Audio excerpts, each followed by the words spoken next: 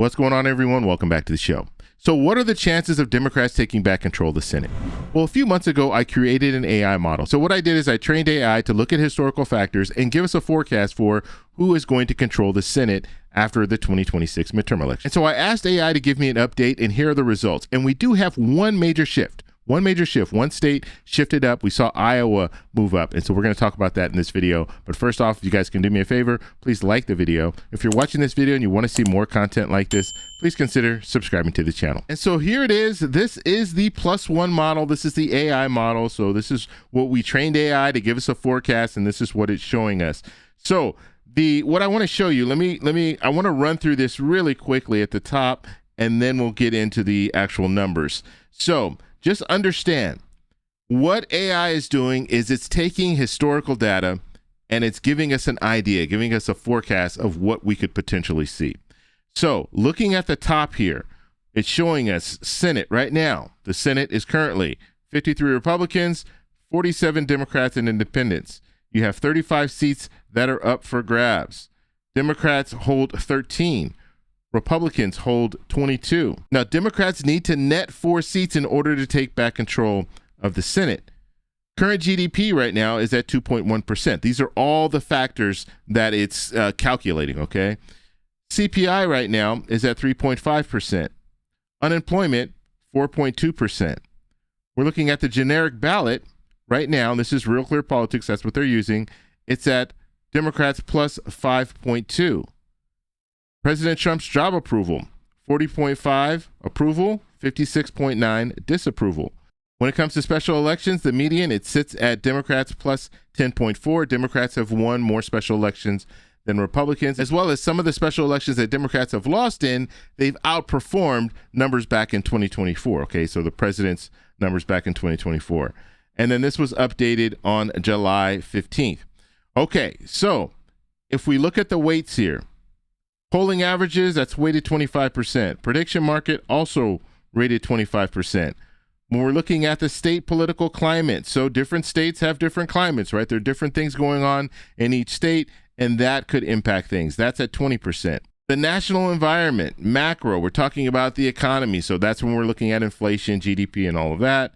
And then special statewide performances, that's 15%. So that's the weight. Now, this is the good stuff here. This is what we're looking at. The Senate control tipping point score is 50. Now, I want to explain this really quickly just so you understand what's going on. Okay, so when we're talking about the tipping point, we know that Democrats need to net 4 seats in order to take back control of the Senate. So when we're looking at the tipping point, this is that state. So you have 3 states, let's say 3 states, Democrats are favored to win. In this case, Democrats are favored to win in 3 states. And then you have that tipping point state, and that tipping point state happens to be Ohio. And Ohio is at 50%. And so that is why we have the 50 out of 100. And so right now, what the AI model is telling us, the realistic Senate control scenarios, Republicans hold. That would mean that Democrats are, they wouldn't net a seat, or they might net 1 seat. The current baseline, this is what AI is saying. This is currently what we're looking at.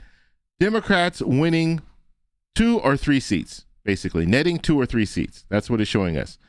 Democratic control, as we stated, Democrats need to net 4 seats to take control. If we saw a wave scenario, then Democrats could be at +5 or more. So now I want to show you this illustration before we talk about the individual states. So when we're talking about Senate control, tipping point score, 50, all you need to understand is 50, that's dead even. That is a toss-up. That's, it doesn't favor Republicans, it doesn't favor Democrats. It's right in that middle. We don't know. It's too close to call. Now, as you move a little to the right, then it gets more, more beneficial for Republicans. You move a little bit to the left, it's more beneficial for Democrats. So if we were looking at a number of 51, that would mean that it's still a toss-up, but it slightly favors Democrats. If we're looking at 49, that would mean that it's still a toss-up, but it slightly favors Republicans. As we move further to the right and further to the left, it gets stronger. So all the way to the left, you go all the way down to 0, that is a strong Republican position. For Democrats, if you go all the way to 100, that is the strongest Democratic position. Okay, so that is what we're looking at when we're starting to look at these numbers, because you're going to see 50, you're going to see 65, you're going to see a 49, you're going to see a 40, you'll see these different numbers just so you understand how it's weighted. Because I could easily just say that a race is a toss-up. If I say a race is a toss-up, you'll say, okay, it's a toss-up, but is it is it moving in the Democrats' direction or moving in the Republicans' direction? That's kind of important to know. So let's go ahead and take a look. And so because Republicans are currently controlling the Senate, we look at the Democrats and say, okay, what is their ladder to take back control? Because Republicans already have control.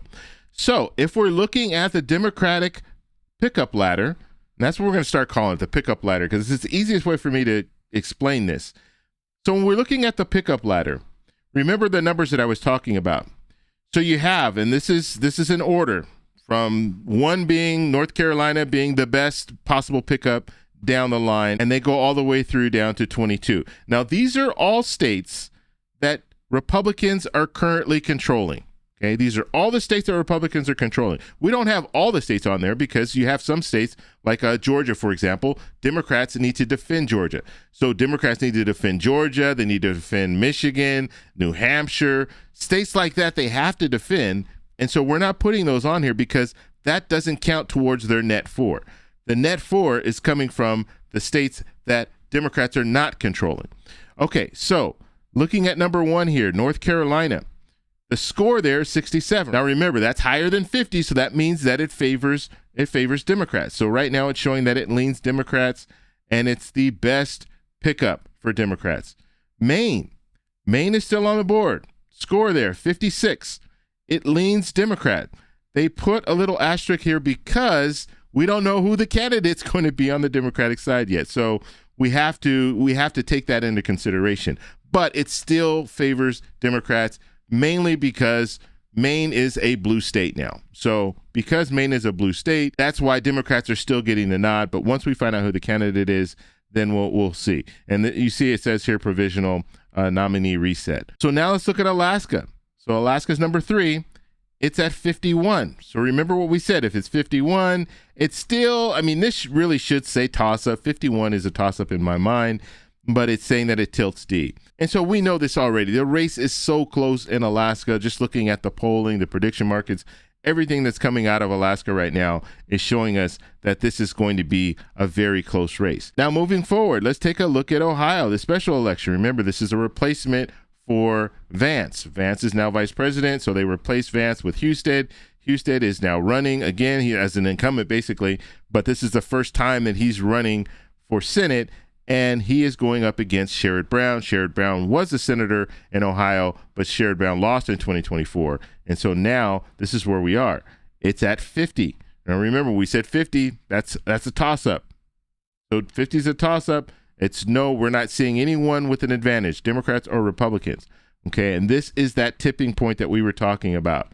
And so Democrats would need to win these 4 seats. They would need to flip those 4 seats in order to take back control of the Senate. But let's look further.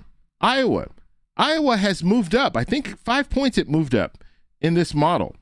And that's just as a result of the new polling coming out showing that the race is really close. You have Tarek winning in one poll and you have Hinson winning in another poll. So this is not going to be a blowout for Republicans. And then when you start looking at the governor's race in Iowa, right now Sand is doing much better than his opponent, and Sand is a Democrat. And so right now the model is telling us that Iowa is a toss-up and it's in play, as well as Texas.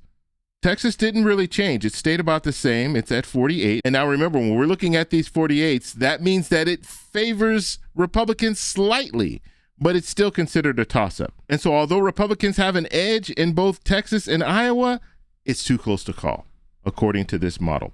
And then we'll move down to one more. Look at Nebraska. Nebraska's at 37. Remember, there's an independent running. Osborne is running in Nebraska against the Republican. This does lean Republican. I would say it's even more than a lean. I would call that more of a likely Republican win there. But it's worth mentioning that it is 7th. Before we continue, if you guys want to see this whole spreadsheet, if you want to see all the information that we're going over, I will have this on my Substack. So make sure you subscribe to the Substack. I'll have a link in the comments. It'll be pinned at the very top so you can get this information. Okay, let's get back to the video. Here we go. And so if we're looking at the Senate map, according to this AI model, this is what we would be looking at.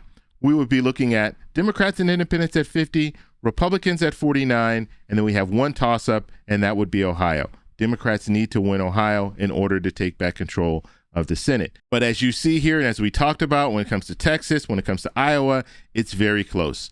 And we could easily see that move from a 48 where it's leaning, slightly leaning for Republicans into the 50s, where now it could be a toss-up, but it's leaning for the Democrat. And so that is how close these Senate races are going to be. And so now I want to pass it off to you. What do you guys think about this? Do you think this model is on the right track? Do you think it's way off? Let me know in the comments below. If you like this video, please give me a thumbs up. Please subscribe for more. And remember, stay informed, stay engaged, and I'll talk to you in the next one. Bye. So that's all we have for this video. Make sure if you guys want to send me an email, you can do that, david@thetecshow.com. Like the video, subscribe for more, and check out these videos over here for some more great content. Talk to you later. Bye.